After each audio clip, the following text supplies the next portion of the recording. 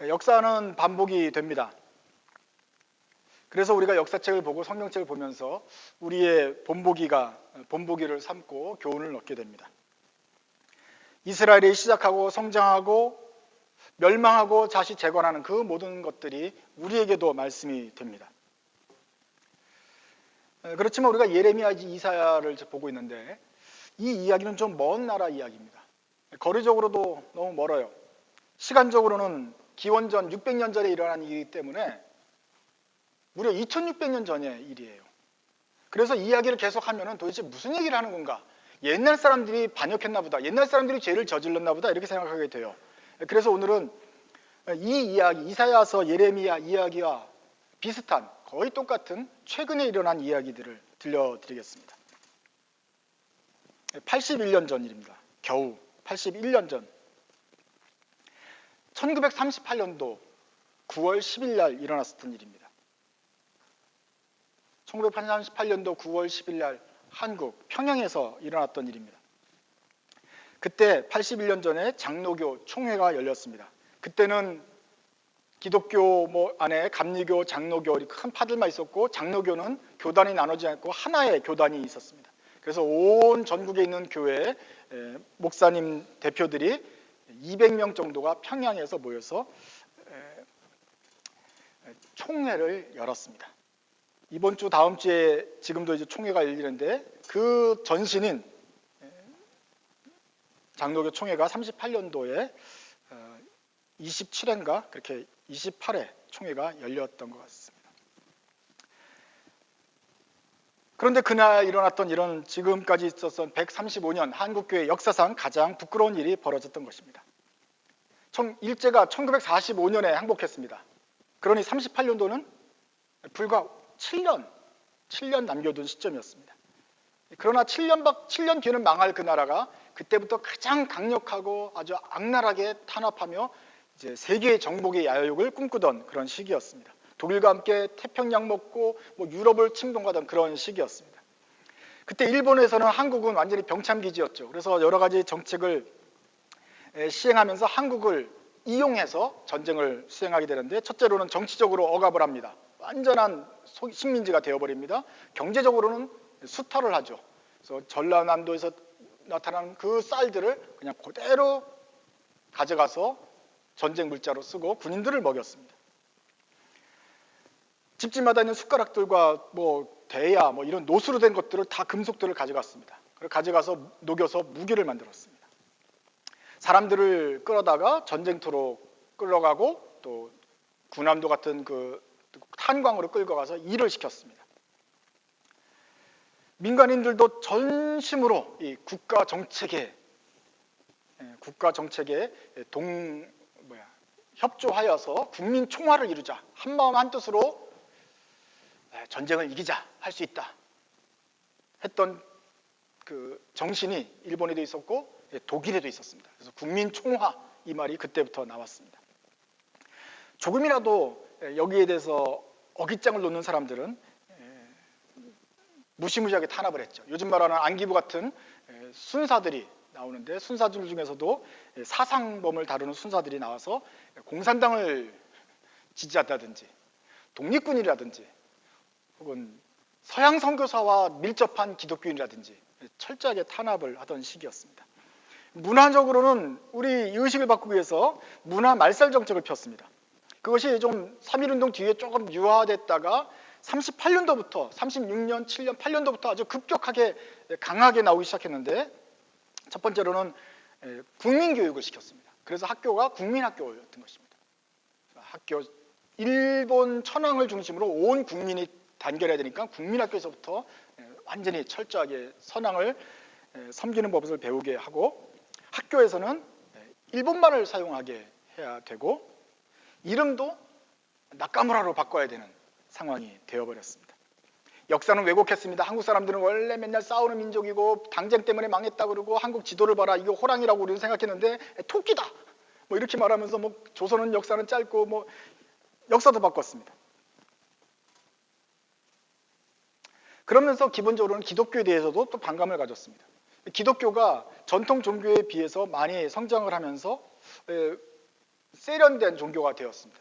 그래서 많은 젊은이들이 기독교를 통해서 좀 독립을 해볼까, 좀 서양과 연결해서 어떻게 외교적인 정책을 펴볼까 해서 기회를 많이 들어오는 것도 사실입니다. 그런데 기독교가 3.1운동의 주축이었기 때문에 기독교는 원래부터가 일제의 감시 대상이 되었습니다. 기독교 목사와 지도자들 후배 배후에는 선교사가 있습니다. 그때까지는 미국과 영국, 유럽과 호주에서 온 선교사들이 후원을 하면서 잘 가르치고 영향을 미치고 있었습니다. 그런데 일본은 조만간 진주만을 습격하고 미국과 싸우고 독일은 유럽에서 싸우고 전 세계가 싸우는 이 선교사들은 일본의 적국 국민이 될 것입니다. 그래서 교회하고 관계가 좋지 않습니다. 30년에 들어서부터 한국 상황이 어려워졌습니다. 만주국이 32년에 설립되었고 37년에 중일전쟁이 시작되었습니다. 그러면서 사람들이 이제 학도병들이 끌려가기 시작했습니다. 37년에 9월 6일 날 애국일이 제정되었고 10월 2일 날 한국신민서사가 제정되고 국민교육헌장 같은 거예요. 한국신민으로서 충성을 다하겠다 외우고 일상적으로 재창을 강요하고 학교에서도 계속 외우고 그렇게 시켰습니다. 일본말로죠. 38년에는 지원병제가 실시되었고 학생들도 이제 다 동원하게 되었어요. 조선교육령이 생성되었고 39년 1월 달부터는 창씨 개명이 이제 강제가 되었다. 42년에는 징병제가 실시되어서 이제 젊은이들을 그냥 합법적으로 다 끌고 가야 되었고 42년도에는 초등교육을 더 강화시키고 이러면서 점점 더 강력한 문화 말살 정책을 실시하게 되었다. 그런가 하면 이제 식민지를 합병한 순간부터 이 사람들의 사상을 바꾸기 위해서는 일본 종교를 갖다 놓습니다. 일본 종교는 불교도 있지만 신도입니다. 그래서 신사에서 참배하고 박수 몇 번 치고 그런 종교가 있는데 뭘 믿는지 정확히 모르겠지만 천황을 중심으로 한 그런 종교가 있어요. 신사라는 종교인데 그 신사를 이식을 합니다. 일본의 지원을 받아서 신사가 곳곳에 세워집니다. 그래서 30년대, 40년대를 접어들면서는 일면 일신사 이래가지고 모든 시골 방방 곳곳마다 신사가 세워지는 것입니다. 그리고 신사를 향하여 애들은 참배를 하고 그게 국민조회죠. 조회를 하고 그리고 일과를 시작하도록 합니다. 32년부터 학교들 모든 공립학교에 국민학교에 신사 참배를 하라고 강요했습니다. 그때부터 선생님들이 칼을 차고 돌아다니는 거 말할 것도 없지요. 35년에는 심지어 기독교 학교에도 신사 참배하라고 강요했습니다. 선교사가 미션 스쿨에서 세우고 기독교 학교다. 하나님만 섬긴다. 주일날은 시험도 보지 않는다는 그 학교에 우상에게 절을 해라. 강요를 하는 것입니다. 36년이 되었습니다. 이제 교회에도 신사 참배를 하라 하는 것입니다. 이거는 국민의례 같은 거야. 너희들 다 국회에 대한 격리하고 시작하잖아. 교회도 예배드리기 전에 다 국회에 대한 격리처럼 신사를 향하여 절을 하고 다 한국신민서사 이런 거 외우고 그리고 예배에 모여라. 이제 국민이 총화해서 단결해서 대동방 공명을 이루어야 될 이 중차대한 시기에 교회도 천황의 백성이기 때문에 동참해야 된다. 이랬죠. 교회는 어떻게 대항했을까요? 어떻게 반응했을까요? 일단은 우리가 배운 성경도 있지만 일단은 선교사한테 물어봤을 것입니다. 이제 막 조선이 복음을 받아들인 지 3, 40년밖에 안 된 시점이었기 때문에 선교사들의 영향력이 있었죠. 선교사들을 물었습니다. 선교사들도 고민했지만 선교사는 본국의 선교부에게 연락을 했습니다. 어떻게 하면 좋을까요? 지금 이 국내 상황이 안 좋습니다. 어떻게 하면 좋을까요? 미국 선교부에서는 일단은 선교부가 존속되는 게 중요하니 웬만한 것들은 일단 정부 시책에 따라가면서 선교부를 유지해라. 그렇다고 교회 문을 닫을 수는 없지 않느냐. 선교부사들은 목사들한테 일단은 시책에 협력합시다 이렇게 했고 목사님들도 역시 하자 이렇게 했습니다. 그러면서 정부 정책에 순응하면서 교회를 지키자 그랬고 노회가 교회가 신사참배를 결의하기 시작했습니다. 자, 천주교가 제일 먼저 결정했습니다. 교황청에서 천주교는 이제 일사불란 조직이 일원화되기 때문에 소식이 빠른 거죠. 교황청에서 오케이를 하니까 1936년부터 벌써 국가의식이다. 이것은 국가의식이기 때문에 받아들이자 했습니다. 안식교는 35년에 감리교는 38년에 그때 감리교의 양주삼이라는 그분이 또 대표였는데 신사참배 이행 성명서를 발표했고 그래서 모든 감리교회가 신사참배 하기로 했습니다. 그 같은 해에요. 장로교도 38년입니다. 38선 나쁜 거죠. 38년은 다 나쁜 거예요. 38은 9월 10일 날 제27회 총회가 열렸어요. 그때 신사참배를 총회가 결의했습니다. 총회가 결의하는 거는 그냥 혼자 하는 게 아니죠. 그 총회 전에 뭐가 열리죠? 노회가 열리고 노회 전에 당회가 열리는 거예요. 당회에서 이거 어떻게 할 것인가 하다가 얘기도 했을 거고, 노회에서는 각 지역마다 이걸 어떻게 할 것인가 논의를 했어요. 근데 각 노회에서 이미 신사참배 하자라는 안건들이 지역별로 다 의견이 모아지기 시작했어요. 민주주의예요. 그래서 다 모여가지고 총회에 모여서 다수결로 얘기를 하는데 신사참배 합시다. 이건 해야 됩니다. 이렇게 결정을 한 것이죠. 전국에 23개 노회가 있는데 17개 노회가 신사참배를 결의한 상태였어요. 그래서 이제 27회 노회 38년 9월 10일 날 전국에서 모였어요. 대표들이 200명 가까이가 각 노회 지방에서 다 모여가지고 200명이 총회를 모였습니다. 그리고 총회는 보통 그냥 총회라고 말하지 않고 성총회라고 그래요. 하나님께서 계신 거룩한 총회다. 그래서 성총회라고 부르는 그 총회에서 모였어요. 장로교회가 총회에서 첫날 시작하자마자 제일 먼저 이 안건을 다뤘습니다. 신사참배 할까요 말까요? 그래서 결의했습니다. 그 다음에 발표했습니다. 이렇게 발표했습니다. 성명서. 그러니까 우리들은 신사참배는 종교가 아니고 기독교 교리에 위반되지 않는 본의를 이해하고 신사참배가 애국적 국가의식임을 자각하여 이에 신사참배를 솔선여행하고 추히 국민정신 총동원에 참가하여 비상시국하에서 총후 황국시민으로서 정성을 다하기로 결의했다. 소화 13년 9월 10일 조선예수교 장로회 총회장 홍택기. 이분은 친일 일면사전에 반드시 나오는 분들이겠죠. 물론 그것이 자유로운 상황에서 결의된 것은 아닙니다. 이 교회의 협조를 얻는 것, 교회를 굴복시킨 것이 총독부의 가장 아주 관심사였기 때문에 아주 총독이 민감한 상황이었단 말이에요. 그래서 그냥 있는 것이 아니라 이때 경찰들이 와서 다 포진하고 있었습니다. 총회에. 칼을 차고서 꼼짝도 못하게. 안기부 의원들이 눈을 부라는 상황에서 이 목사들도 대표들이 꼼짝을 못하는 것이죠. 또 각 지역에서 올라왔잖아요. 대표들이. 그러니까 각 지역에서도 경찰관들이 따라왔어요. 전국에서 모인 경찰관들이 다 보고 있어서 누가 나쁜 짓을 하는가 반대하는가 보고 있는 상황이기 때문에 어쩔 수 없는 면도 있었다. 그러나 과연 그것이 정말 억지로 마지못해서 결의한 것인가? 아니에요. 총회를 시작하자마자 제일 먼저 결정한 것이 이거였습니다. 38년도 우리 조선 장로교회에서 가장 중요한 것은 신사참배를 합시다. 이런 결의였다는 것이죠. 그래 9시에 개회하고 10시에 신사참배를 결의했어요. 그 다음에 점심 먹고 그 다음에 이제 일을 시작해야 되잖아요. 점심 먹는 동안 뭐 했을까요? 결의했으니 당장 이행합시다. 점심 먹는 동안 이 대표들이 나가서 그 시간 동안 신사들 참배하고 옵니다. 모범적으로다가.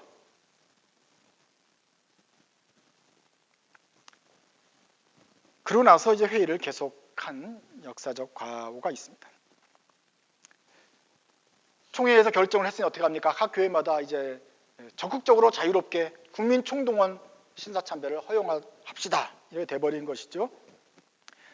거기까지만 끝난 것이 아니죠. 교회는 스스로 종탑에서 종을 뗍니다. 그리고서 녹여서 무기를 만들라고 국가에다 바칩니다. 국방헌금을 걷습니다. 국가에 바칩니다. 시국 강연을 엽니다. 무은장구 기도회, 장병들을 위한 기도회를 엽니다. 이 장병들은 국군 장병이 아니에요. 위문 공연을 엽니다. 그리고 전투기와 자동차를 만들어서 헌납을 합니다. 신사참배 앞장, 일제 제국주의의 앞장을 섰습니다. 장로교회는 홍택기, 김길창, 감리교회 양주삼, 김종우, 성결교회 이명직, 이 5명은 특별히 더더욱 앞장서서 친일에 앞장섰던 사람들입니다. 교회들마다 나서서 시키지도 않았는데 나서서 더 적극적으로 시국 강연을 열고 설교를 하는데 그때 설교 본문은 로마서 13장 1절이었습니다. 각 사람은 위에 있는 권세들에게 복종해라. 나라가 시켰으니까 나라에 복종해라. 총회에서 결의했으니까 총회의 결의에 복종해라. 노예의 결의에 복종해라. 당회의 결의에 복종해라. 신사참배를 해라. 하는 것이 로마서 13장 1절의 말씀이니까 너희들은 신사참배 하라고 하나님이 명령하셨다. 그랬죠. 4년 뒤에는 채평년 전쟁이 시작되었고 42년도 이제 총회도 그때도 열렸습니다. 30일의 총회가 되었습니다. 그때도 이렇게 선언했습니다. 천황의 덕분으로 대동아 공영권을 건설하고 그로 인해 세계 신질서를 완성한 것이 우리 제국의 국시입니다. 우리의 황군 장병은 하늘에서 바다에서 육지에서 큰 전과를 거둬가고 있는 것에 대하여 전장의 뒤에 있는 국민은 감격할 수밖에 없습니다. 이 가을에 우리 조선예수교 장로회 총회는 천황의 은혜에 감격해 눈물을 흘리고 협신 전력으로 성스러운 업적을 완수하도록 매진할 것을 결심합니다. 이것은 무슨 대한뉴스가 아니에요. 조선예수교 장로회 총회에서 결의문을 만들어서 황제에게 천황에게 갖다 바친 것입니다. 38년도부터 줄곧 총회가 이렇게 했습니다. 전국 교회 한 구석에다가 가미나다 신상을 설치하고 예배 전에 천조 대신에 신패에다 경배를 하고 동쪽을 향해 일본 왕에게 절하고 한국 시민선서 낭독과 국기 배를 한 후에 예배를 드리게 되었습니다. 그리고 침례를 하는데 서울의 한강이나 부산 송도 앞바다 같은 아주 좋은 장소에서 천조 대신의 이름으로 침례를 받는데 그게 기독교 침례가 아니라 신도 침례예요. 한마디로 목욕 재개를 한 것입니다. 신도의 의식에 따라서 목욕 재개인 미소기 바라이를 하면서 신도도 섬기고 기독교도 섬기는 사람들이 되었습니다.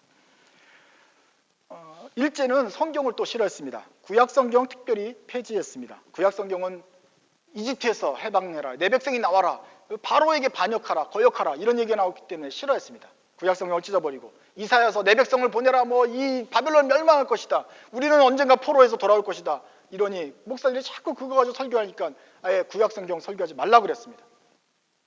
주로 복음서를 중심으로 해라. 기독교는 복음 중심 아니냐, 예수 그리스도의 복음서를 중심으로 한 설교하라. 그러면 아무런 사상이 거칠 게 없다. 찬송가 중에서도 성경에서도 종말론과 연관이 있는 부분, 요한계시록을 또 하면 요한계시록은 또 이 나라가 명할 것이다, 이 바벨론 음녀가 장악하고 있는데 여기에 우리가 끝까지 견뎌야 된다 이런 소리를 하니 요한계시록도 설교하지 말라고 그랬습니다. 찬송가에서도 삼천리반도 금수강산 이런 찬송이 있는데 그거 못 부르겠습니다. 우리나라 우리가 금주를 해가지고 찬송가 중에 금주가 있는데 우리가 술 먹지 말고 이 아껴가지고 하나님을 잘 섬기자 그러면서 우리나라를 좋게 만들자 이런 찬송이 있었는데 애국적인 내용이죠. 한국 민족적인 내용이니까 그것도 못 부르게 했습니다. 그래서 21곡을 삭제해버렸습니다. 일제는 일제대로 탄압을 하고 그렇지만 한국교회는 자발적으로 친일을 했다. 우상을 숭배할 때 우리가 자발적으로 했습니다. 권력에도 무릎 꿇고 아부하기 위해서 더더욱 더 나서서 종을 녹이고 비행기를 갖다 바쳤습니다. 이런 지도자들의 죄가 있었습니다. 그렇지만 친일을 무작정 비난할 수는 없습니다. 어쩔 수 없이 협력한 경우가 있었을 것입니다. 그리고 양심에 따라서 정말 죽기를 각오하고 싸운 사람도 있었을 것이고 또 일단은 좀 견디자 하면서 조용하게 그냥 산에서 견딘 사람도 있었을 것입니다. 억지로 시켜서 억지로 조금 흉내를 낸 사람도 있었을 것입니다. 그러나 여러분 진짜로 앞장서서 우상을 숭배하고 앞장서서 친일하고 앞장서서 다른 사람들로 하여금 친일을 하게 만드는 사람들이 있었다는 것을 기억해야 됩니다. 교회 안에 그런 사람들이 적지 않았습니다. 우리가 그 사람들을 무작정 비난할 수는 없지만 그 사람들의 행동을 똑똑히 기억하고 교훈으로 삼아야 합니다. 신앙생활을 하는 것이 늘 행복한 시절만 있는 것은 아닙니다. 어려운 시절에 믿음을 가져야 되는 신앙도 있습니다. 초대교회 핍박받는 시기에 예수를 믿는 것은 힘든 것입니다. 오늘날보다 많이 힘듭니다. 일제시대 때도 그랬습니다. 38년 이후로 더 막 온 교회가 핍박을 받을 때 믿음을 가지기란 참 어려웠습니다. 노회도 총회도 신사참배가 아니라 우상숭배 아니라고 결정합니다. 천주교 신자도 신사참배하고 감리교도 신사참배하고 그리고 장로교도 신사참배하고 온 동네가 다 신사참배를 하는데 나는 아무리 생각해봐도 우상숭배 같거든. 아니 신사에게 절하면 지금까지 우리 선배들은 조상에게 제사 지낸다고 그거 안 했다고 순교도 하고 그랬는데 아니, 절에 가서도 이거 하면 안 된다고 내가 배웠는데, 일본 신사에 가서 절을 하는, 이거 우상숭배 맞는데, 1계명인데.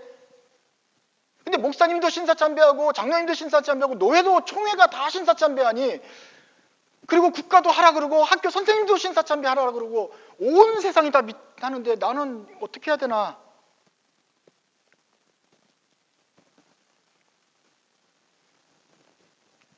굉장히 믿음 가지기 힘든 시대가 있었습니다. 그런데 이거 시절은 더 힘든 것이 바로 다른 사람들, 위에서부터 아래까지 다 타협하던 시기였기 때문에 더 힘들었을 것입니다. 조직적으로 총회가 결의해서 결의문이 온 교회에 낭독되고 위에서부터 다 구조적으로 신사참배를 하라고, 우상숭배 하라고 나오는 시대였기 때문에 더 힘들었습니다. 신앙의 양심 유지하기가 어려운 시절입니다. 몰라서 못하고 용기가 없어서 못하던 그런 시절이었습니다. 예레미야 2장 보세요. 내가 너희를 기름진 땅에 인도하여서 열매와 그것을 아름다운 걸 먹게 하였지만 너희가 들어온다면 어떻게 되느냐? 내 땅을 더럽히고 기업을 역겨운 것을 만들며 죄를 지었다. 근데 한두 명 죄를 지은 게 아니에요. 제사장들은 여호와께서 어디 계시냐 말하지 않는다. 율법 따르는 자들이 율법을 알아야 되는 나를 알지 못한다. 하나님 명을 따라 백성을 잘 다스려야 될 관리들은 나에게 반역을 한다. 선지자들은 그것을 깨우쳐야 되는데 오히려 바알의 이름으로 예언하고 무익한 것들을 따르고 우상숭배에 앞장선다. 백성들은 또 그것을 좋게 여긴다. 총체적으로 난국이 펼쳐집니다. 이스라엘의 모습이 1938년도 한국 기독교 모습하고 똑같은 거예요. 모든 조직과 질서가 다 반역을 했는 상황에서 나만 예수 잘 믿기가 쉽지 않다. 그래서 내가 하나님이 너희와 다시 싸우고 너희 자신과 싸우면서 너희를 결하겠다고 말씀하신 것이 이제 이사야서 예레미야서의 내용들입니다.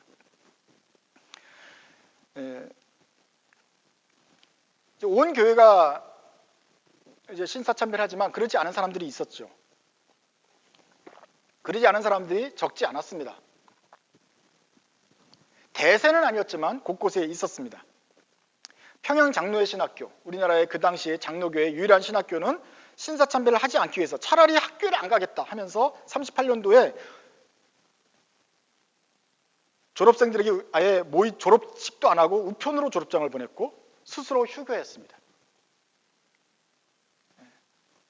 학교에 모이면 수업을 하면 신사참배를 해야 되니까 신사참배 안 하겠다고 해서 휴교를 해버렸습니다. 또 선교사들이 세운 각 미션 스쿨들도 기독교 학교를 폐쇄해버렸습니다. 특별히 선교부에서는 미국 남장로교회 선교사들과 호주 장로교회가 특별히 신사참배에 많이 선교사들이 반대를 했습니다. 그래서 이분들이 영향을 미쳤던 전라남북도 그리고 경상남도 쪽은 그쪽 지역 성도들은 더더욱 신사참배에 강한 반발을 보였습니다. 그러나 1942년도에 미국하고 일본이 전쟁을 하게 되자 모든 서양 선교사들이 일본 그리고 한국을 떠나야만 됐습니다. 그런 상황이 벌어지는데 27회 총회에 평양에서 신사참배 전국 기독교와 신사참배를 결의했습니다. 그러자 이제 착한 사람들 중심으로 전국적인 신사참배 반대 운동이 벌어졌습니다. 대표적인 인물이 평안남도 주기철, 평안북도 이기선, 경상남도의 항상동, 만주의 한부선 이런 분들이었습니다. 그래서 이분들이 집단적으로 조직적으로 전국적으로 신사참배 반대, 믿음으로 반대 운동을 벌였는데 1940년 9월 20일 날 새벽 4시 일제의 검거로 일제히 체포되었습니다. 그리고 신사참배 반대했던 200여 교회가 폐쇄되고 2,000여 명이 투옥되었고 이 중에 50여 명이 순교했습니다. 어떤 사람들은 감옥에 있다가 해방되고 난 다음에 출교도 했지만 많은 사람들이 감옥에서 죽었습니다. 그때 해방된 다음에 이틀 뒤에 8월 17일 날 살아나온 사람들 중에 이기선, 주남선, 한상동, 이런 손양원 이런 분들이 살아나오고 믿음을 끝까지 지키고 살아나온 사람들입니다. 주기철 목사는 또 이분들이 경상남도 출신이에요. 경상남도 출신으로 평양의 장대현 교회 목사예요. 그러니까 좀 큰 교회 목사이기 영향력이 많아요. 그리고 영향력이 많은 목사가 신사참배를 반대하니 일제가 눈여겨보는 것이죠. 그래서 잡아갔어요. 하지 마. 그래서 경고를 듣고 나왔는데 마침 그때 금강산에서 목회자 수련회가 열렸어요. 거기에 주강사였어요. 그 주기철 목사님이 주강사여서 설교를 하러 딱 섰는데 전국에 있는 목사들이 다 그걸 듣고 있는데 저쪽에 순사도 지켜보는 거죠. 기록하면서 무슨 나쁜 짓을 하나, 나쁜 말을 하는가 지켜보는 거예요. 근데 그 얘기가 또 모세 이야기예요. 파라오가 남자들 태어나면 다 잡아 죽여라고 이렇게 산파들에게 명했는데 이 산파가 믿음을 가지고 모세를 죽이지 않고 숨겨 길렀다. 일개 여자 할머니 두 분도 하나님 말씀을 지키면서 파라오한테 거역을 하는데 이 목사라는 사람들이 저 순경 한 명이 무서워가지고 벌벌 떨면서 신사참배 꺼내지 못하고 거기까지였습니다. 그때 순사가 가만히 있지 않고 이제 그만 선을 넘었어. 그래서 그 자리에서 체포해서 들어갔습니다. 그리고 그것이 마지막이었고 거기서 죽었습니다.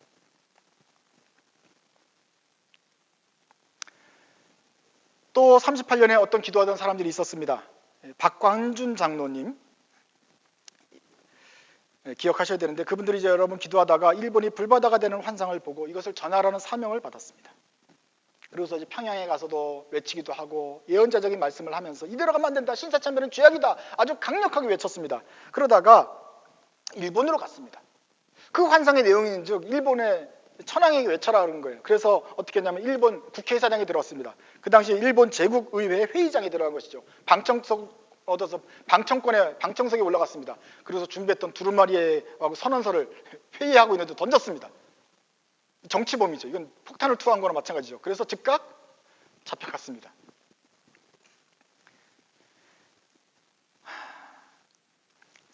여호와 하나님의 대명령이다 그러면서 던지고서 잡혀갔는데 그 내용은 그것입니다. 이제 앞으로 신사참배에 강요하면 하나님이 진노하는 거다. 세상의 나라 이런 것들을 흥망성쇠도 주님 하나님이 다스리신 건데 너희들이 이렇게 하면 망한다. 또 기독교를 국교로 삼아야 된다. 지금 신도, 불교, 기독교 너네 세 종교가 있는데 야 우리 한번 대결을 벌치자. 큰 나무를 쌓아놓고 여기에 대표 세 종교 지도자의 대표들이 올라가서 있어보고서 불을 태워보자. 그래서 살아남는 사람들이 있다면 그 사람 종교를 국교로 삼자. 이 마지막 건 좀 이상하긴 한데 어쨌거나 그런 제안을 해가지고 했어요. 그래서 박관준 박관준 장로님은 이제 그 일행들과 함께 즉시 감옥에 수감되어서 고문받고 있다가 1945년도 3월 달에 숨을 거두십니다.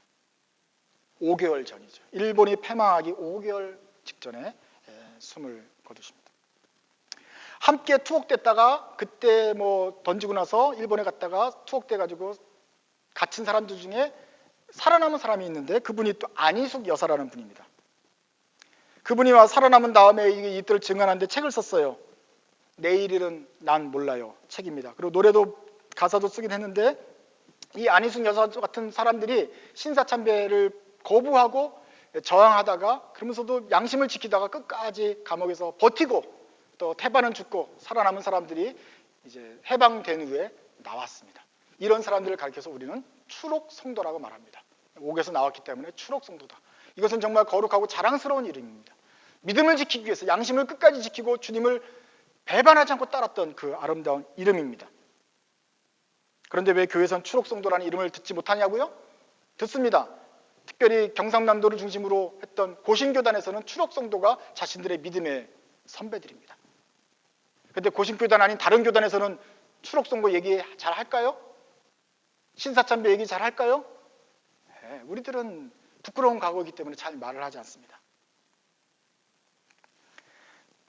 추록 성도들이 감옥에 나왔습니다. 그리고 하나님의 도를 버리고 우상에게 무릎 꿇은 교회를 향하여 회개할 것을 권면합니다.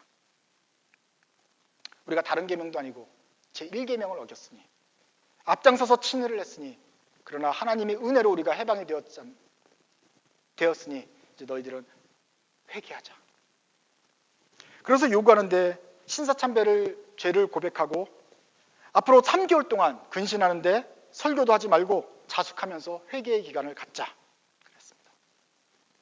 만약에 그렇게 했다면 한국교회가 새로워질 기회가 있었을 것입니다. 하나님께 자복하고 통회하면 주님께서 얼마든지 받아들이시기 때문에 그렇습니다. 그런데 그 사람들이 돈을 내라는 것도 아니고 평생 목사직 하라는 것도 아니고 3개월 동안 설교하지 말고 회개하고 자숙하자는 얘기를 했는데 그들이 7년 동안 저지른 우상 숭배를 회개하지 아니하고 그분들을 오히려 따시켰습니다. 우리가 자존심을 버리고 일제에 협조하였기 때문에 그나마 교회가 온전할 수 있었던 거야. 우리들의 공로가 있지 않느냐 하면서 버텼습니다. 그리고 그분들은 일본이 물러간 자리를 차지한 미군에 다시 협조하기 시작했습니다. 이것이 우리 장로교 교단 분열의 시작입니다. 그래서 그때 추록 성도들 중심으로 부산 중심으로 고려파가 만들어져서 고신교단이 세워지고 그 이후로 장로교가 분열이 된 것입니다. 그 뒤로도 재밌는 얘기가 하나 있어요. 추록 성도들이 이제 기도를 또 계속하고 이렇게 하는데 우리 한국교회가 신사참배를 그 회개하지 않는 모습을 보고 굉장히 안타깝게 여겼어요. 그러면서 이런 말을 합니다. 하나님께 큰 죄를 지은 교회가 그나마도 회개하지 않으니 하나님의 은혜로 겨우 살아남았는데 회개하지 않으니 다시 하나님이 이 한국 땅에 큰 심판을 내릴 것이다. 1950년에 한국전쟁이 터졌습니다. 이때 많은 교회들이 불타고 공산당의 밑에서 많은 목사와 성도가 죽었습니다. 과연 한국전쟁이 하나님의 심판이었는지 신사참배의 결과를 이해한 것인지 알 수 없지만 이 사람들이 예언을 그리고 전후사정 신사참배한 기록들을 우리가 기억해 두어야 합니다. 전쟁 때 북한에 있던 평양에 있던 많은 교회들이 정말 죽을 고생을 하고 다 뺏긴 다음에 그때 우리가 잠깐 올라갔다 내려온 틈을 타서 많은 교회들이 남하를 했습니다. 그래서 남한이 휴전 후에 남한교회가 다시 시작할 수 있는 계기가 되었습니다. 남한교회가 그때 굉장히 많은 사람들이 죽고 순교하고 그랬지만 사실은 큰 성장이 있었습니다. 왜냐하면 북한이 기독교인이 더 많았거든요. 그래서 공산체에서 5년 동안 핍박받던 그 교인들이 다 내려오는 바람에 남한교회가 으쌰하고 클 수 있었던 것입니다. 피난민들 중에 기독교인들이 많았는데 피난민들은 이쪽 남한 사람들이 잘 안 받아줘요. 피난민들은 직업도 없고 홈레스가 많았으니까 이 사람들이 따라 모였어요. 그렇게 해서 피난민 교회가 있는데 그게 또 시작하자마자 대형 교회예요. 예를 들면 영락교회 같은. 그냥 피난민들 많이 모아놓고 그냥 예배가 시작되면서 또 많으니까 그냥 금방 또 큰 교회가 되고 이렇게 시작이 되었던 것이에요. 그러면서 하나님이 다시 은혜를 주셨는지 이제 한국 기독교 교회가 다시 이제 시작을 할 수 있게 되었습니다. 그래서 1970년대 경제 성장과 함께 교회가 급성장하게 되고 80년대에는 한국 교회가 정점을 찍었습니다. 그런데 90년도부터 주춤하더니 2000년대 들어와서는 내리막길을 걷기 시작합니다. 2010년도부터는 기독교의 타락과 추문이 끊이지 않고 이제는 사회의 악의 한 축이 되었습니다. 그것이 알고 싶다 추정 60분에 나오는 등장하는 교회 이름들만 손꼽아 보십시오. 38년도 신사참배가 죄가 이제 문제가 아니라 우리가 지금 저지르고 있는 죄악들, 소위 다른 큰 교회, 기성교회 지도자라고 하는 사람들이 저지른 죄악들이 얼마나 많습니까? 짐작컨대 아마 또 다른 심판이 멀지 않은 것 같습니다. 예레미야 2장을 보십시오.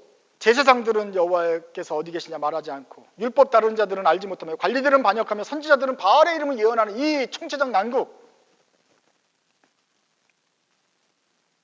내가 너와 싸우겠다. 이것이 심판의 말씀입니다. 신사참배로 일본에게 절했다. 그렇게 해서 심판받은 한국교회가 아닙니까? 이제는 다시 우리가 우상을 섬기고 있습니다. 옛날에는 신자에게 일본 신에게 절을 했지만 이제는 물질에게 절을 합니다. 그리고 돈과 명예와 욕망에 무릎을 꿇었습니다. 무릎을 꿇었을 뿐만 아니라 절까지 하면서 그를 섬깁니다. 자기만 섬길 것이 아니라 다른 사람도 섬기게 합니다. 목사와 장로와 평신자와 초신자의 구별이 없이 총체적으로 다 세상의 힘에 굴복하고 절하고 있습니다. 이런 한국교회를 주님이 어떻게 하셔야 됩니까? 심판하셔서 깨끗게 하셔야 합니다. 하나님이 한국교회를 사랑하시기 때문에 그렇습니다. 이사야서 6장 말씀은 우리가 잘 아는 구절입니다. 이사야를 부르신 장면입니다.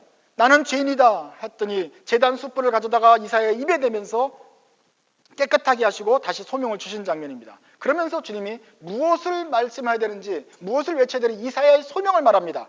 이사야야, 너는 가서 백성에게 너희는 보아도 깨닫지 못하고 들어도 듣지 못하고 보아도 보지 못하는 그런 사람이다 라고 이스라엘에게 외치고, 이 백성들의 마음이 얼마나 둔한지, 그리고 아예 차라리 계속 둔하게 만들어라. 혹시라도 잠깐이라도 그 입에 발린 회개를 하면 해서 돌이키면 안 되니까 그냥 끝까지 죄에 빠지도록 그냥 내버려 두어라 라는 것이 이사야의 사명이었습니다. 하필이면 선지자가 좋을 때 선지자가 아니고 가장 험악한 시기에 그 타락해가고 심판이 예정되는 것을 보면서도 이러면 안 되는데 하면서 말해야 되는 시기에 이사야는 선지자로 부르심을 받았습니다. 자기도 속상하지만 이스라엘의 운명이 너무 슬픕니다. 그래서 묻습니다. 11절입니다. 그때 내가 여쭈었다. 주님, 언제까지 그렇게 하실 것입니까? 어느 정도까지 심판하실 것입니까? 성읍들이 완전히 황폐하고 빈집이 생기고 황무지가 되고 10분의 1 남기는 거 아니라 그 사람들까지 다 없어질 때까지 그렇게 심판할 것이다. 이 땅이 온통 버려질 때까지 심판할 것이다. 이것이 주님의 말씀이었습니다. 일본은 핵으로 불바다를 만들었던 것처럼 한국을 위로 올라가며 아래로 올라가며 두 번이나 초토화시켰던 것처럼, 그래서 한국교회가 막 철사집에 꽁꽁 묶여 끌려가면서 그렇게 가진 고난을 당하며 죽었던 것처럼 이스라엘들이 하나님이 더러운 것을 제하여 버리고 깨끗한 것만 남게 하겠다. 심판의 메시지입니다. 이것을 들었으면 이스라엘이 깨우쳐야겠죠. 오늘날 우리 한국교회도 이 말씀을 듣고서는 회개하고 돌이켜야 됩니다. 이 말씀을 들었을 때 신사참배했던 한국교회가, 그 조선교회가 회개했어야 됐습니다. 그러나 그렇지 않았습니다. 그래서 오늘 우리의 삶을 돌이켜보면 참 안타까운 말씀이지만 우리가 예레미야 시대에 살고 있고 이사야 시대에 살고 있습니다. 2600년 전의 시대에 살고 있는 거나 같습니다. 그리고 또한 81년 전 조선에서 기독교 교인이 되었던 우리 선배들의 사정과 같습니다. 아무리 생각해도 이건 잘못된 것 같은데 목사님, 교단장, 노회장, 총회장들이 다 해도 된다 그러고 비행기를 만들자 그러고 종을 이게 뭐 그냥 있으면 뭐하냐, 뛰어다가 무기를 만들어야지, 앞장서서 뛰는데 아무리 봐도 그건 아닌 것 같은데 고민하던 성도들의 삶과 같은 사정입니다. 우리는 어떻게 살아야 됩니까? 모든 사람이 주님을 버립니다. 교회도 교단도 주님을 떠났습니다. 나라의 법도 나라와 제도도 주님을 떠나는 시대, 하필이면 나는 왜 이런 패역한 시기를 살아가는 것일까? 이런 엉뚱한 시대에 우리는 어떻게 주님의 제자가 되어서 살 것인가? 두 가지 말씀드리겠습니다. 첫째로는 우리의 사명이 있다면 이사야와 예레미야처럼 비록 이 시대가 악하더라도 그럼에도 불구하고 우리는 하나님의 말씀을 지키면서 전하면서 외치는 삶입니다. 사람들이 듣지 못할 것입니다. 많은 사람들이 귀가 가려서 이해하지 못할 것입니다. 그러나 우리에게는 외쳐야 될 사명이 있다면 외쳐야 합니다. 잠잠할 수가 없습니다. 심령에 불이 붙는 것 같아서 잠잠할 수가 없습니다. 그래서 신실한 파수꾼이 되어서 혹시 외쳐야 되는 이것이 죄라고, 신사참배는 죄라고, 우상숭배, 물질을 섬기는 것은 죄라고 가르쳐야 됩니다. 그러면 그 중에 한두 명이라도 꼭 들어야 될 사람이 들어서 돌아오게 된다면 그는 하나님께 칭찬받는 종이 될 것입니다. 우리가 파수꾼이 되어서 경보 사이렌을 듣든지 안 듣든지 울려야 되는 것입니다. 두 번째 사명은 우리의 거룩함입니다. 우리가 파수꾼의 예언자가 되어서 말씀을 전할 뿐만 아니라 우리 스스로가 거룩함을 유지해야 됩니다. 얼마나 좋은 핑계입니까? 세상이 다 변했어요. 목사님도 변했어요. 노회와 총회가 다 결의했어요. 하나님, 나는 죄 없어요. 이렇게 말할 수 없습니다. 세상이 다 변해도 우리에게는 하나님 말씀이 있고 우리 양심의 법이 있습니다. 하나님이 그 양심 말씀으로 우리 양심의 법을 밝혀주셔서 우리는 깨닫는 사람이라 되었다면 그 사람은 핑계할 수 없습니다. 그 양심의 법을 따라서 비록 우리를 기다리는 것이 투옥과 순교와 죽음과 고난이라 할지라도 우리는 굽혀서는 안 됩니다. 노예의 결정이나 총회의 결의를 핑계 삼을 수 없습니다. 다른 사람들이 그렇게 한다고 핑계할 수 없습니다. 하나님 말씀과 우리의 양심을 거울로 삼아서 내가 바르다고 생각되는 그 길을 따라가야 하는데 끝까지 계속 가야 됩니다. 해방되는 그날까지.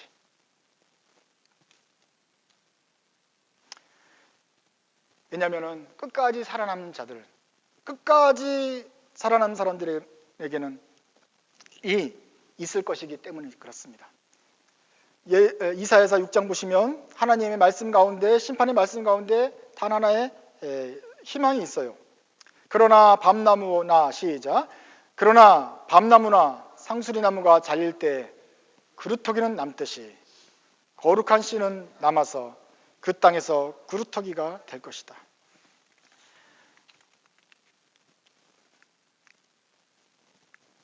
하나님이 그루터기에 남듯이 남겨두는 사람일 것이다. 이게 남은 자 사상인 것입니다. 렘넌트, 또 이단들이 사실 쓰는 건데 남은 자. 그런데 남은 자가 있다. 그래서 희망이죠. 근데 여기 착각하는 것들이 좀 있어요. 너무 빨라요. 이 남은 자 사상은 참 좋은 건데 우리 기독교인들이 회개하는 데 도움이 되지 않아요. 왜냐하면 우리는 이사야서 1장 6장을 보다가도 뭐 황폐하고 빈집이고 다 듣기 싫어요. 우리의 눈은 벌써 13절로 가는데 뒤에 거룩한 씨는 남아서 그루터기 남듯이 하나님이 우리 그루터기를 남겨두실 것이다. 우리는 다시 살아날 것이다. 여기서 새순이 돋아날 것이다. 물론 그 말은 맞죠. 여기서 돋아난 새순이 누구입니까? 유다에게로 나타난 예수님이시다. 하나님이 다시 예수 그리스도를 나타나셔서 새로운 일을 시작하셨지 않느냐. 하나님은 이스라엘을 끝까지 사랑하신다. 변함없이 사랑하신다. 새로운 일을 시작하신다. 할렐루야. 그래서 은혜를 받는단 말이에요. 이 구절은 지금 회개하라고 주신 말씀인데 회개는 둘째치고 또 거룩한 씨는 남아서 그루터기에서 다시 새순이 돋는 것이다. 할렐루야. 구속사적인 완성 얼마나 감사한가. 이러면서 자기가 지은 죄를 금방 잊어버리게 돼요. 그렇게 하면 안 돼요. 이 구절은 지금 그루터기가 남는다는 데 목표가 그 초점이 있지 않아요. 그것은 나중에 그 구절은 다른 데 있어요. 여기는 지금 철저하게 망한다는, 너희들의 신사참배 때문에 망한다는 그 하나님의 열나는 그 마음을 토로한 구절이에요. 너희들 불에 타 죽는 것처럼 망할 것이다. 여기에 방점은 그루터기가 보일 정도로 밑둥이 완전히 잘려버릴 것이다. 하나님의 사랑하는 이스라엘이 다 컸는데 열매를 맺지 못하니 그냥 잘라버리겠다. 아낌없이 자르겠다 하는 그 약속입니다. 그래서 그 속에 숨겨진 나이테가 다 드러날 것이다. 하나님이 얼마나 잘 섬겼는지가, 잘 돌봐줬는지 그 나이테와 모든 업적들이 다 드러나는데 유적처럼 그냥 남아서 기록이 될 것이다. 그러나 너는, 그 나무는 잘라버릴 것이다. 하나님의 엄중한 책망의 말씀입니다.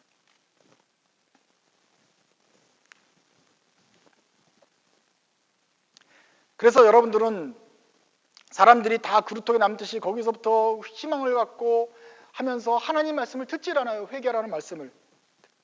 그러나 여러분들은 또 하나님의 마음을, 눈을 열어주신 분들은 둔하지 말고 이 하나님 말씀을 제대로 들어서 우리가 그루터기가 잘릴 정도로 이스라엘이 범죄했고 38년에 한국 기독교가 범죄했고 또 오늘날도 범죄하고 있구나. 그래서 하나님이 그루터기만 남길 정도로 다 잘라버리겠구나 하는 엄중한 경고를 받아들이셔야 하는 것입니다.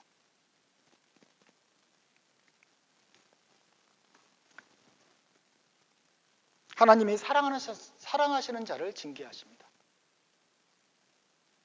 사탄은 원래부터 거짓말 자식이고 그는 신경 쓸 필요가 없어요. 그냥 멸망시키면 돼요. 그냥 지옥이 예정되어 있어요. 그러나 나의 아들들은 사랑하기 때문에 건져주고 싶어요. 기회를 주고 싶어요. 그래서 밑동을 자르는 거예요. 잘라서라도 다시 시작해요. 어떻게든지 같이 가고 싶은 거예요. 조금 죄를 졌으면 그냥 가지를 잘랐을 텐데 이번엔 너무나 큰 죄를 졌기 때문에 큰 심판을 줘야 돼요. 그렇지만 뽑아내지는 않고 밑둥을 자르면서 으로써 다시 시작을 할 수 있는 그 하나님의 마음을 여러분이 아셔야 되는 것입니다.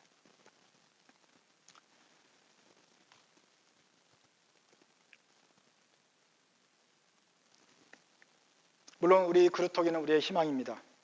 우리가 지금 가는 길이 외롭고 힘들고 다른 사람들이 다 하나님을 배도하는 것 같은데 나만 스스로 나의 양심이 이것은 아니라고 외칠 때 그 길은 외롭습니다. 그렇지만 여러분, 성경은 다 그런 소수의 깨달은 사람들에게 구원이 임했던 것을 기억하십시오. 노아 홍수 때 많은 사람들이 홍수 심판을 받았습니다. 120년 동안 노아가 방주를 만들고 회개하러 외쳐도 회개하지 않았습니다. 오히려 오직 그 가족들 8명만 구원을 받았습니다. 반대로 말하면 8명은 살아남았습니다. 그래서 하나님이 그 8명을 중심으로 다시 시작을 하셨습니다. 여리고성이 멸망을 받았는데 여리고성에 이방인들이 다 진멸당했지만 그 중에 라합의 가족이 있었습니다. 그 라합의 믿음으로 그 라합의 가족들은 살아남았습니다. 이스라엘이 다 심판받았습니다. 그렇지만 구루터기 같이 남은 성도들이 있었습니다. 거룩한 씨들이 남아서 다시 하나님의 일을 시작했습니다. 예수님을 이스라엘 유대인들이 예수님을 죽였습니다. 그래서 70년에 예루살렘이 함락이 되어버리고 완전히 멸망해 버렸습니다. 그래서 더 이상 진짜 이스라엘은 이 땅에서 사라진 것처럼 보였습니다. 그러나 예수 그리스도의 능력으로 말미암아 새로운 이스라엘이 시작되었습니다. 그것이 성령으로 시작된 바로 오늘날의 교회입니다. 타락하고 죄 지은 것들은 밑동까지 잘라버리고 다시 구루터기서부터 다시 시작하시는 것이 하나님의 능력이고 사랑입니다. 살아남아서 끝까지 살아남아서 복음을 지킬 사람들이 필요합니다. 우리 이웃과 한국교회가 어쩌면 다 무지와 목매 속에서 죄를 짓고 그렇게 범하다가 망할지라도 거룩한 백성들이 있습니까? 끝까지 남아서 이 양심을 지키고 신앙을 지킬 사람들은 그루터기처럼 남아서 거기서 선한 새순이 다시 돋아나서 다시금 하나님의 복음을 무성하게 전할 것처럼 전할 수 있는 기초가 될 것입니다. 하나님은 결코 실패하지 않습니다. 우리의 실패를 밑받침 삼아서 다시 시작할 것입니다. 여러분은 주의 진노와 함께 망하는 사람들이 아니라 끝까지 살아남아서 말씀을 지키는 거룩한 씨가 되시기 바랍니다. 기도하겠습니다.